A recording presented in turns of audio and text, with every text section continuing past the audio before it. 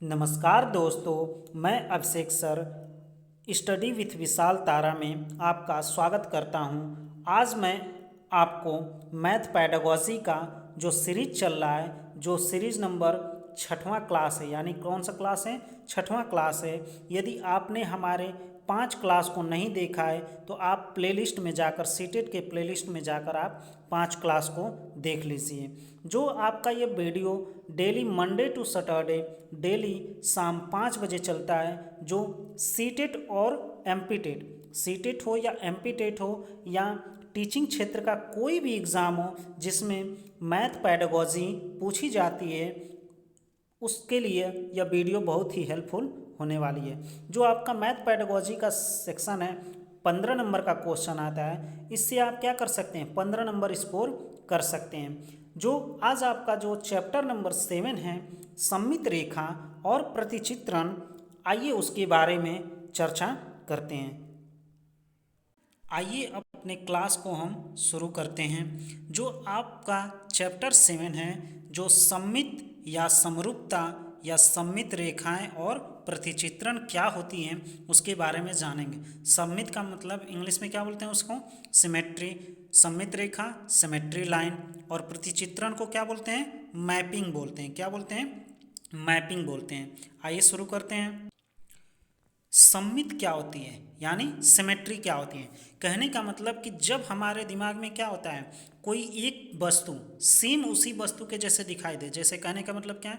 सममित का अर्थ क्या होता है कि समान आकृति, क्या समान आकृति, अर्थात जब कोई आकृति ठीक दूसरी आकृति के बिल्कुल समान दिखाई दे। कैसे दिखाई दे? बिल्कुल एक समान दिखाई दे, उसे क्या बोलते हैं? सममित या समरूप कहते हैं, जिसे इंग्लिश में क्या बोलते हैं? सिमेट्री बोलते हैं। आइए एग्जाम्पल देखते हैं। देखिए, जैसे हमारा एग्जाम्पल में ये फिगर इस फिगर के क्या है? एकदम समान जैसे लग रहा है। ये फिगर इस फिगर के क्या है? समान है। ये फिगर इस फिगर के क्या है? समान है। कहने का मतलब कि सममित रेखा, सममित क्या होती है? पहले सममित समझिए, तब उसके बाद सममित रेखा जानिए। यानी कहने का मतलब कि सममित का अर्थ होता है कि आकृति कैसी हो? समान हो, यानी बिल्कुल दूसरी आकृति के जैसे क्या दिखे? समान दिखे। जैसे ये आकृति क्या है? फर्स्ट है, और ये आकृति क्या है? सेकेंड है। ये आकृति फर्स्ट है और ये आकृति सेकेंड है। आइए इसको एक फिगर के माध्यम से देखते हैं। आइए देखते हैं जो सममित वाली रेखा को हमने बात किया, सममित क्या होती है। देखिए, जैसे मैंने एक ये गोला बना दिया, एक और ये गोला इसके जैसा इतना बड़ा बना दिया, इसको थोड़ा सा और बना बना देते हैं। यानी कहने का मतलब कि एक आकृति सेम दूसरी आकृति के जैसे क्या करे? दिखाई दे। यानी जैसे ये वर्ग हो गया, क्या हो गया? वर्ग हो गया। तो एकदम सेम इतना ही बड़ा क्या होना चाहिए? एक दूसरा भी वर्ग होना चाहिए। कहने का मतलब कि जब एक आकृति सेम दूसरी आकृति के जैसे क्या करे? दिखाई देने लगे, तो उसे क्या बोलेंगे? आइए अब देखते हैं कि सममित रेखा क्या होती है। यानी सममित रेखा क्या होती है? जब किसी वस्तु या संख्या में ऐसी काल्पनिक रेखा खींच देते हैं जो दो बराबर भागों में उसे क्या कर दे? विभाजित कर देती है, तो उसे ही हम क्या बोलते हैं? सममित रेखा बोलते हैं। उसे हम क्या बोलते हैं? सममित रेखा बोलते हैं। जैसे देखिए, ये फिगर है, त्रिभुज है, इसमें कितनी सममित रेखाएं हैं? 3 सममित रेखाएं। कितनी सममित रेखाएं? 3 सममित रेखाएं। और ये क्या है? एक आयत है, और इसमें कितनी सममित रेखाएं खींची गई हैं? 2 सममित रेखाएं खींची गई। जैसे मान लीजिए कि ये एक आयत है, ठीक। आइए इधर बना लेते हैं। जैसे मान लीजिए कि एक ये क्या है? आयत है, और इसमें सममित रेखाएं कैसे खींची गई हैं? डॉट डॉट करके खींच दीजिए। यानी 2 बराबर भागों में। कैसे? 2 बराबर भागों में जब इसको क्या करें? काट दे। 2 बराबर भागों में क्या काट? एकदम हॉरिजॉन्टल और वर्टिकल 2 बराबर भागों में यदि उसको क्या करें? विभाजित करें, और जब एक दूसरे के ऊपर रखा जाए तो वो समपाती हो जाए। कैसे हो जाए? समपाती हो जाए। यानी वो पूरी तरह से उसको क्या कर ले? ढक ले। तो उसे ही हम क्या बोलेंगे? सममित रेखा बोलेंगे। अगला हमारा आता है प्रतिचित्रण, यानी मैपिंग। मैपिंग क्या होता है? प्रतिचित्रण का अर्थ होता है कि किसी दिए गए सेट के, क्या? प्रतिचित्रण का अर्थ होता है कि किसी दिए गए सेट के हर तत्व, क्या? हर तत्व, यानी प्रत्येक तत्व का एक दूसरे सेट के साथ क्या हो? तत्व जुड़ा होता है। यानी कहने का मतलब कि अगर सेट ए दिया हो और दूसरा सेट बी दिया हो, तो यानी सेट ए का प्रत्येक तत्व सेट बी के प्रत्येक तत्व से क्या होगा, जुड़ा होना चाहिए। आइए इसका एग्जाम्पल देखते हैं। आइए देखते हैं प्रतिचित्रण से कुछ महत्वपूर्ण पॉइंट। जो कह रहा है कि गणित पाठ्यक्रम में क्या, गणित पाठ्यक्रम में प्रतिचित्रण का प्रयोग विषय को सरल और दिलचस्प बनाने के लिए, क्या सरल और दिलचस्प बनाने के लिए, त्रिविमी सोच को बढ़ावा देने के लिए और अनुपातिक विवेचना को प्रोत्साहित करने के लिए किया जाता है। ये जो आपका जो पॉइंट दिया है ये सब सीटेट का प्रीवियस ईयर क्वेश्चन में आपको पूछ चुका है, तो इसको आप ध्यान से देखिए। क्या कह रहा है कि गणित पाठ्यक्रम में प्रतिचित्रण का, क्या गणित पाठ्यक्रम में प्रतिचित्रण का प्रयोग विषय को सरल बनाने, यानी विषय को क्या करना, सरल बनाना और दिलचस्प बनाने के लिए, और दूसरा क्या बोला है, त्रिविमी सोच को बढ़ावा देने के लिए यानी 3D, और अनुपातिक विवेचना को प्रोत्साहन करने के लिए इसका प्रयोग किया जाता है। यानी किसका प्रयोग किया जाता है, प्रतिचित्रण का। इसके अलावा प्रतिचित्रण से बच्चों में तार्किक सोच और समस्या को सुलझाने में भी क्षमता मिलती है। यानी क्या होता है, यह समस्या को क्या करता है, सुलझाना है, यानी तार्किक रूप से बच्चे को सोचने पर समस्या को क्या करता है, सुलझाने में क्या करता है, मदद करता है। आइए इसके कुछ महत्वपूर्ण पॉइंट को देखते हैं। आइए जो हमारा प्रतिचित्रण अभी देखें और सममित रेखाएं देखें, आइए उससे कुछ महत्वपूर्ण पॉइंट को देखते हैं। क्या कुछ महत्वपूर्ण पॉइंट को देखते हैं। पहला कह रहा है कि सममित, क्या सममित, अभी आपको बताएं कि सममित क्या होती है, और प्रतिचित्रण गणित शिक्षण का एक क्या है, अनिवार्य भाग है। क्या है, गणित शिक्षण का यह क्या है, अनिवार्य भाग है। दूसरा, सममित तथा प्रतिचित्रण स्थानिक चिंतन को क्या करता है, बढ़ावा देता है। क्या बोला है, सममित और प्रतिचित्रण, क्या सममित और प्रतिचित्रण क्या करता है, स्थानिक चिंतन को क्या करता है, बढ़ावा देता है। और तीसरा पॉइंट क्या बोला है, प्रतिचित्रण अनुपातिक विवेचना और त्रिविमीय विचार को भी क्या करता है, प्रोत्साहित करता है। यह इम्पोर्टेंट पॉइंट है, इसको नोट करके लिख लीजिए।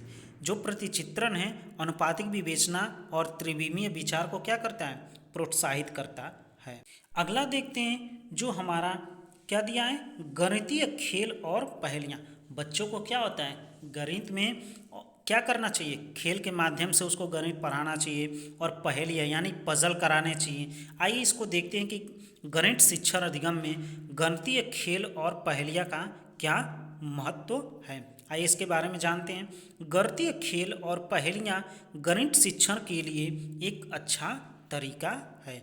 यानी गणित पढ़ाने के लिए, यानी बच्चों में इंटरेस्ट पैदा करने के लिए, क्या करने के लिए, बच्चों में इंटरेस्ट पैदा करने के लिए पजल का प्रयोग करते हैं और गणितीय खेल का प्रयोग करते हैं, तो उससे क्या होता है, बच्चों में इंटरेस्ट जागृत होता है। दूसरा पॉइंट देखते हैं, यह बच्चों के प्रति सकारात्मक दृष्टिकोण विकसित करने में मदद करता है। जो बच्चों की में सकारात्मक होते हैं, दृष्टिकोण होता है, उसको क्या करता है, यह गणितीय खेल और पहेलियाँ क्या करता है, मदद करता है। जैसे कोई पजल दे देता है तो उसको बच्चों को कहा जाता है कि इस पजल को क्या करो, सॉल्व करो, तो उसमें बच्चों का इंटरेस्ट जागृत हो जाता है, जिससे उसमें क्या करते हैं, बच्चे ध्यान से उस खेल को खेलते हैं। अगला पॉइंट देखते हैं, गणितीय पहेलियाँ मनोरंजक होती है। गणितीय पहेलियाँ कैसी होती हैं, मनोरंजक होती है, और इसमें तर्क का इस्तेमाल करना होता है। यानी जो पजल दे देगा, मान लीजिए कि कुछ भी पजल में दे देगा, तो उसमें बच्चे क्या करेंगे, अपना तर्क लगाएंगे कि ए के बाद सी आएगा कि ए के बाद डी आएगा, 5 के बाद 7 आएगा कि 5 के बाद 9 आएगा। यानी कहने का मतलब कि वो क्या करने लगेंगे, एक लॉजिक लगाने लगेंगे। जैसे आइए इसका गणितीय खेल और पहेलियाँ का कुछ एग्जाम्पल देख लेते हैं। जैसे हमारा एग्जाम्पल क्या दिया है, जैसे कह रहे हैं कि मैं एक 3 अंकों वाली संख्या हूँ। क्या बोला है, मैं 3 अंकों वाली एक क्या हूँ, संख्या हूँ। मेरा पहला अंक मेरे दूसरे अंक से 3 कम है। मेरा पहला अंक मेरे दूसरे अंक से 3 कम है, और मेरा दूसरा अंक मेरे तीसरे अंक से 4 गुना बड़ा है। तो बताइए मैं वो कौन सी संख्या हूँ। यानी जब बच्चों को इस प्रकार से क्वेश्चन, यानी जो हम लोग क्या बोलते हैं, एक एक नियम, क्या बोलते हैं, इसे हम क्या बोलते हैं, इबारती प्रश्न बोलते हैं। क्या बोलते हैं, इबारती प्रश्न बोलते हैं। यानी जब बच्चों को इस प्रकार के प्रश्नों को आप बताएंगे या पूछेंगे तो इसमें बच्चा क्या करेगा, सबसे पहले तर्क लगाएगा। क्या करेगा, तर्क लगाएगा। फिर उसके बाद क्या करेगा, उसको देखेगा, उसमें सोचेगा और उसके से क्या होगा, उसकी सकारात्मक जो दृष्टिकोण है, यानी जो उसमें संरचनात्मक दृष्टिकोण है, उसमें क्या होगा, विकास होगा। तो इसीलिए आपको गणितीय खेल और पहेलियाँ के बारे में बताया जाता है कि ये क्या होता है। आइए अगला देखते हैं पॉइंट। आइए अगला जो हमारा टॉपिक है पैटर्न। क्या, पैटर्न। पैटर्न को समझने से पहले कुछ इसके एग्जाम्पल को देख लेते हैं। जैसे ही बच्चों को आप इस प्रकार के एग्जाम्पल देंगे तो उसमें बच्चा क्या करेगा, कुछ लॉजिक लगाएगा, कुछ दिमाग लगाएगा कि उसमें क्या हो सकता है। जैसे पजल देते हैं, गणितीय खेल देते हैं। अब देखते हैं अगला पॉइंट पैटर्न के बारे में। जैसे आपने बच्चों को दे दिया कि 2, 4, 6, 8, इसके बाद क्या आएगा, तो अब उसमें बच्चा क्या करेगा, सोचेगा कि इसमें 2 है, 4 है, 6, 8 है, तो क्या आ सकता है। अगला देखते हैं 1, 2, 1, 4, 9, 16, तो अगला क्या आ सकता है। इसमें बच्चा क्या करेगा, लॉजिक लगाए। जैसे लास्ट है AEIOU, मतलब कहने का मतलब कि जैसे ही बच्चा को मालूम होगा कि ये क्या है, वॉवेल से रिलेटेड दिया है। क्या दिया है, वॉवेल से रिलेटेड दिया है, तो उसमें बच्चा क्या करेगा, AEIOU कर देगा। उसी तरह जो पहला क्वेश्चन है, इसमें भी जब बच्चा, आइए पहले इसको हम समझ लेते हैं कि पैटर्न क्या होता है, उसके बारे में बाद इस क्वेश्चन को क्या करेंगे। देखिए सबसे पहले पैटर्न को समझना है कि पैटर्न होता क्या है। पैटर्न का संबंध मानसिक गतिविधियों से है। किससे है, मानसिक गतिविधियों से। क्यों मानसिक गतिविधि से है, कि जैसे अभी आपका जो एक क्वेश्चन दिया था कि 2, 4, 6, 8, अब इसके बाद क्या आएगा। देखिए मानसिक गतिविधि का यूज़ हो रहा है ना, इसमें बच्चे का क्या हो रहा है, दिमाग यूज़ हो रहा है। तो बच्चा सोचेगा कि ये 2 क्या होता है, सम संख्या होती है, 4 भी क्या है, सम संख्या है, 6 भी क्या है, सम संख्या है, 8 भी क्या है, सम संख्या है। यानी ये सम संख्या का क्या चल रहा है, एक सीरीज चल रहा है। तो अगला भी क्या आएगा, 10 आ जाएगा, अगला क्या आएगा, 12 आ जाएगा, और अगला क्या आएगा, 14 आ जाएगा। यानी कहने का मतलब कि ये क्या होगा, एक लगातार सीरीज चलती रहेगी। तो इससे बच्चे को क्या हुआ, मानसिक गतिविधि का क्या हुआ, विकास हुआ।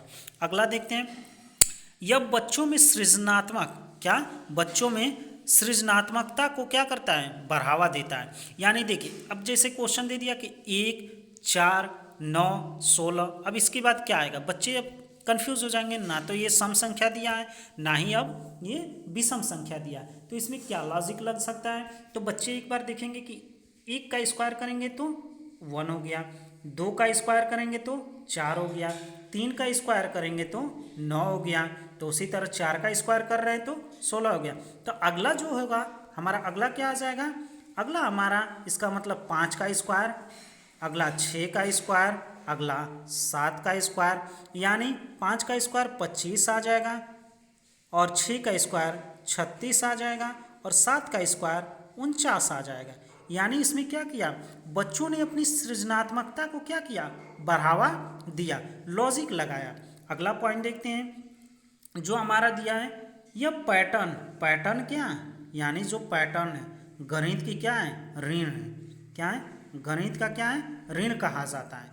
ऋण, ऋण मतलब जैसे हम लोग के पेट की ऋण है, उसको क्या बोलते हैं, गणित का क्या है, ऋण है। आइए इसको देखते हैं क्यों है। क्योंकि जो पैटर्न है बच्चों की एकदम दिमाग को क्या कर देता है, खोल देता है। जैसे इसमें क्या थिंकिंग कर सकता है बच्चा, उसके बारे में यह दिया होता है। अगला देखते हैं।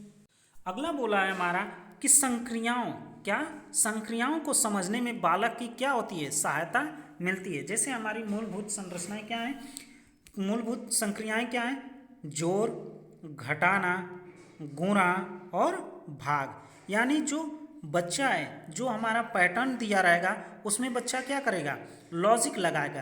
पहले ऐड करना चाहेगा, गुणा करना चाहेगा, घटाना चाहेगा, भाग देना चाहेगा, यानी कोई ना कोई लॉजिक लगाकर उसमें क्या करेगा, देखेगा कि इसमें कौन सा लॉजिक यूज़ हो रहा है। अगला देखते हैं।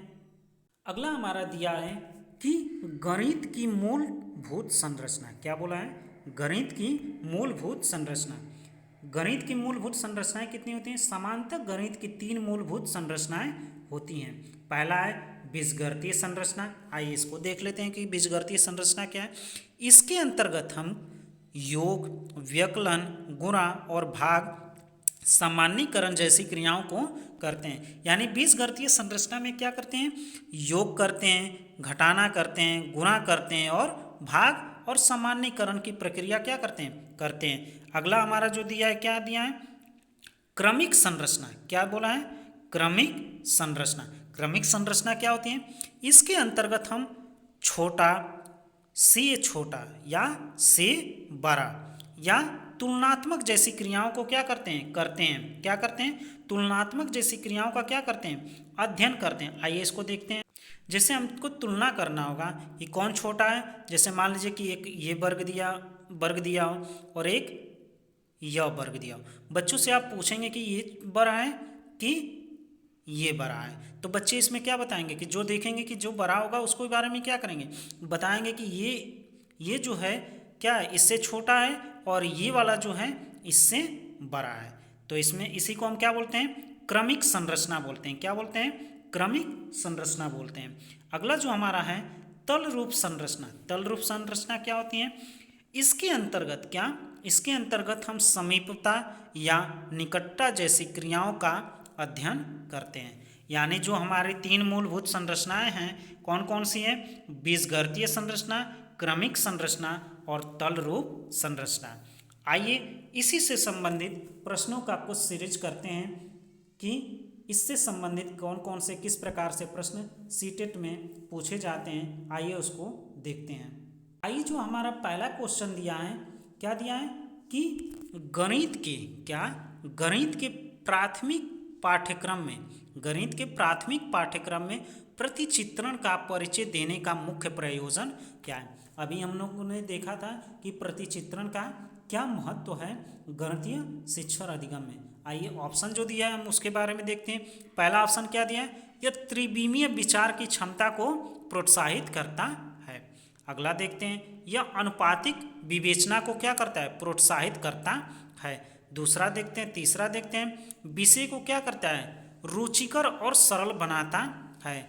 और चौथा देखते हैं, संख्याओं की निरस्तता को क्या करता है, समाप्त करता है। आइए जो हमारा ऑप्शन दिया है कौन सा सही होगा, ए एंड बी होगा, बी एंड सी होगा, ए एंड सी होगा या ए एंड डी होगा।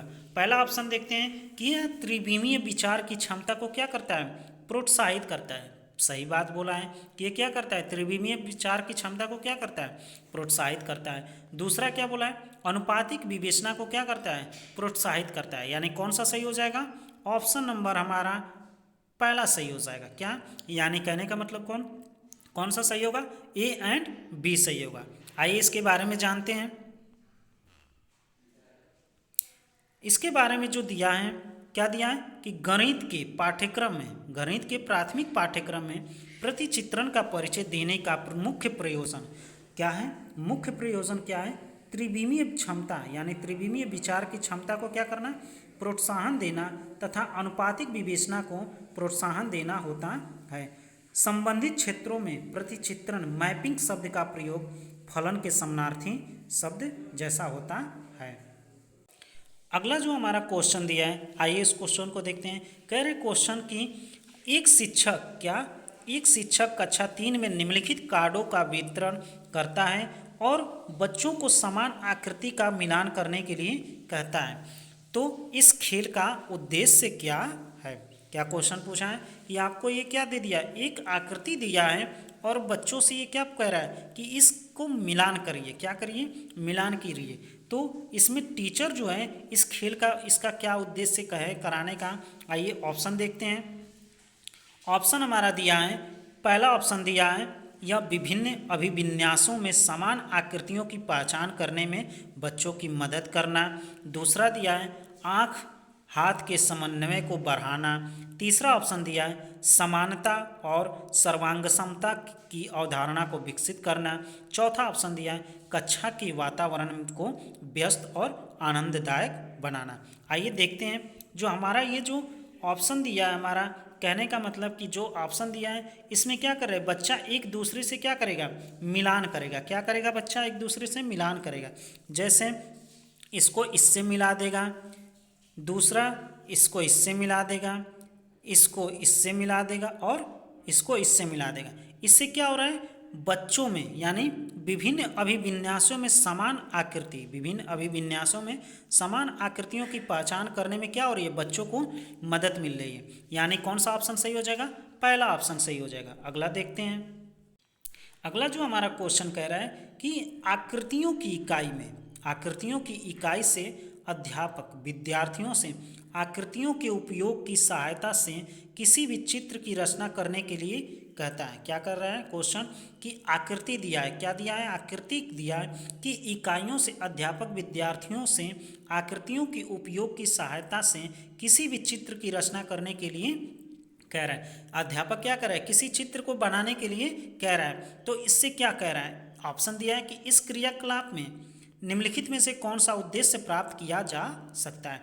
यानी एक टीचर है और बच्चों को क्या दिया है, एक आकृति दिया है और कह रहा है कि उसी आकृति का प्रयोग करके क्या करें, कुछ रचना करें, यानी कुछ बनाएं, चित्र बनाएं। तो पहला ऑप्शन दिया है अनुप्रयोग कर रहा है, ज्ञान प्राप्त करना है उद्देश्य है, समझ या बोध उद्देश्य है, या रचना या सृजन करना उद्देश्य है। आप लोग जरूर बताएं कौन सा ऑप्शन सही हो जाएगा। ऑप्शन नंबर डी सही हो जाएगा। क्या करना है, रचना और सृजन करना है। यानी उस टीचर का क्या मुख्य उद्देश्य है, बच्चों में रचनात्मक और सृजनात्मक क्षमता को क्या करना है, विकास करना है। आइए इसका देखते हैं आंसर। देखिए आंसर दिया है आकृतियों के उपयोग की सहायता से चित्र बनाना रचना या सृजन करना कहलाती हैं।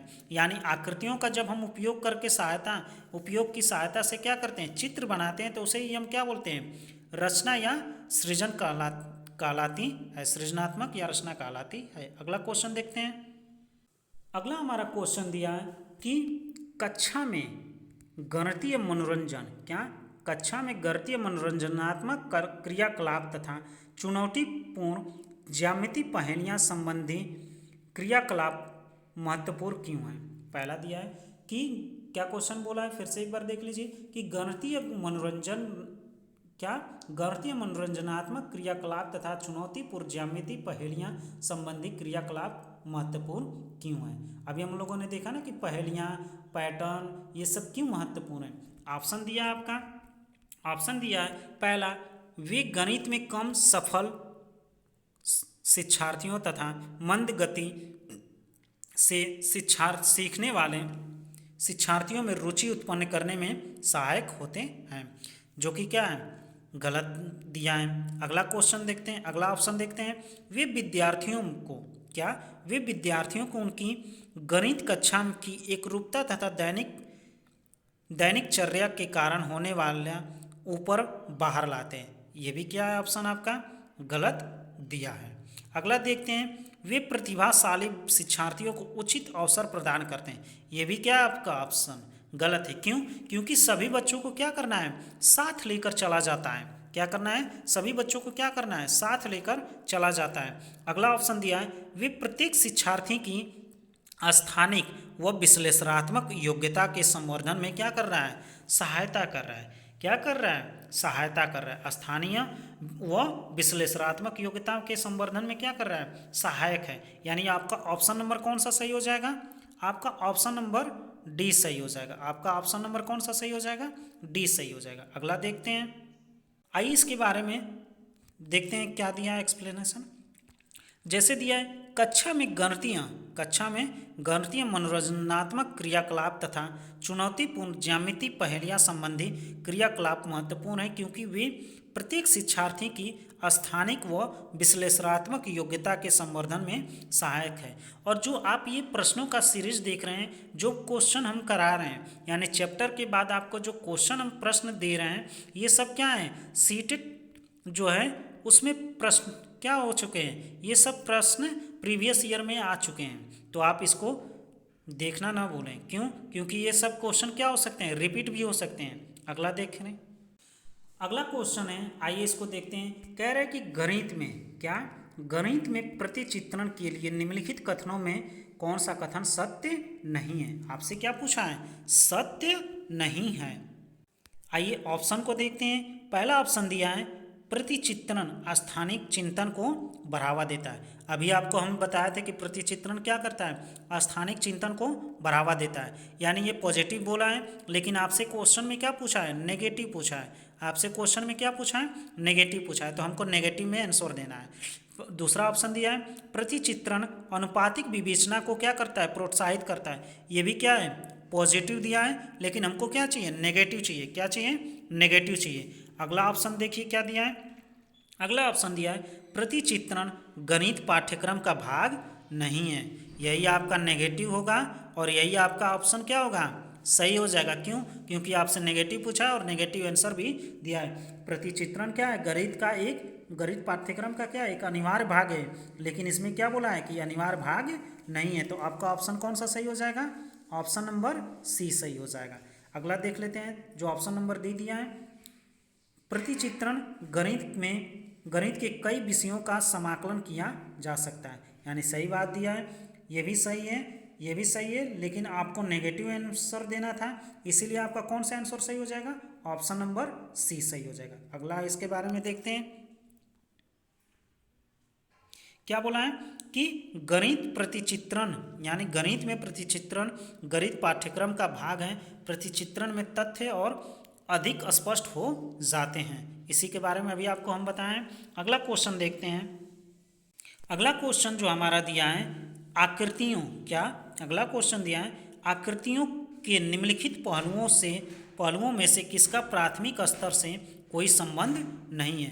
पहला दिया है प्रतिरूप यानी पैटर्न, दूसरा दिया है कोण, तीसरा दिया है सममित, चौथा दिया है चौपर। यानी जो हमारा ऑप्शन दिया है देखिए उसमें कौन सा सही होगा।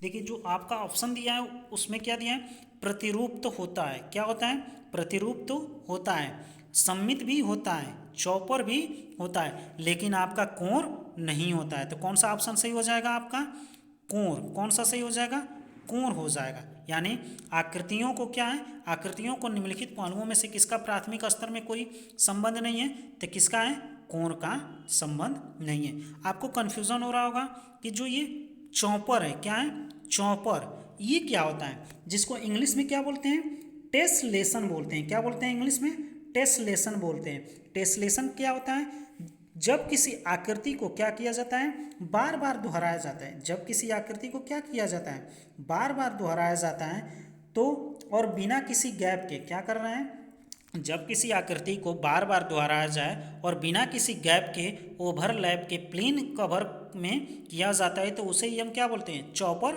बोलते हैं। अगला देखते हैं क्वेश्चन। देखिए अभी आपको हमने बताया था कि चॉपर क्या होता है, उसके बारे में बताया था क्या, कि जो चॉपर होता है, अभी हमको आपको बताया है कि टेसलेशन तब बनता है जब किसी आकृति को क्या किया जाता है, बार बार दोहराया जाता है और बिना किसी गैप के या ओवरलैप के क्या किया जाता है, एक प्लेन कवर पर क्या किया जाता है, किया जाता है। देखिए इस फिगर में आपको कहीं भी गैप नहीं दिखेगा, क्या नहीं दिखेगा, गैप नहीं दिखेगा, और एक ही फिगर को क्या किया गया है, बार बार दोहराया गया है। यानी एक ही फिगर को बार बार दोहराया जाता है, उसी को हम क्या बोलते हैं, टेसलेशन बोलते हैं, या उसी को हिंदी में चॉपर बोलते हैं। अगला जो हमारा क्वेश्चन दिया है, क्वेश्चन कह रहा है कि गणितीय खेल, क्या गणितीय खेल और पहेलियां मदद करते हैं। जो हमारा ऑप्शन दिया है गणित के प्रति सकारात्मक अभिवृत्तियों को विकसित करने में, सही बोला है। दूसरा ऑप्शन दिया है गणित और प्रतिदिन के विचारों के संबंध में स्थापित करने में, ये भी बात सही बोला है। तीसरा ऑप्शन दिया है गणित को आनंददायक बनाने में, ये भी बोला है। आपसे क्या पूछ रहा है, गणितीय खेल और पहेलियां मदद करते हैं, किसमें मदद करते हैं। अगला दिया ऑप्शन समस्या समाधान के कौशल को प्रोत्साहित करने में, यानी चारों आपको ऑप्शन क्या दिया है, चारों आपको ऑप्शन जो है सही है। पहला ऑप्शन दिया है गणित के प्रति सकारात्मक अभिवृत्तियों को विकसित करने में, सही बात है। दूसरा ऑप्शन दिया है गणित और प्रतिदिन के विचारों में संबंध स्थापित करने के लिए, ये भी बिल्कुल सही बात है। तीसरा ऑप्शन दिया है गणित को आनंददायक बनाने के लिए, जब हम पजल बच्चों को कराते हैं तो बच्चे उसमें क्या करते हैं, इंटरेस्ट पैदा करते हैं, यानी इंटरेस्ट लेते हैं, जिससे उनको क्या होता है, बच्चे को गणित समझने में मज़ा आता है। अगला देखते हैं, चौथा ऑप्शन दिया था कि समस्या समाधान के कौशल को क्या करना है, प्रोत्साहन करने में, यानी आपका ऑप्शन नंबर कौन सा सही हो जाएगा, ऑप्शन नंबर डी सही, बी सही हो जाएगा, सॉरी आपका ऑप्शन नंबर कौन सा सही हो जाएगा, बी सही हो जाएगा, यानी ए बी सी डी सही हो जाएगा। अगला देखते हैं, आपको यह वीडियो कैसा लगा आप हमें कमेंट बॉक्स में ज़रूर बताएं। यदि आपको इस वीडियो में या किसी भी टॉपिक में आपको कोई कन्फ्यूज़न है तो आप हमें कमेंट बॉक्स में ज़रूर बताएं। आपको मिलते हैं नेक्स्ट वीडियो में, तब तक के लिए धन्यवाद।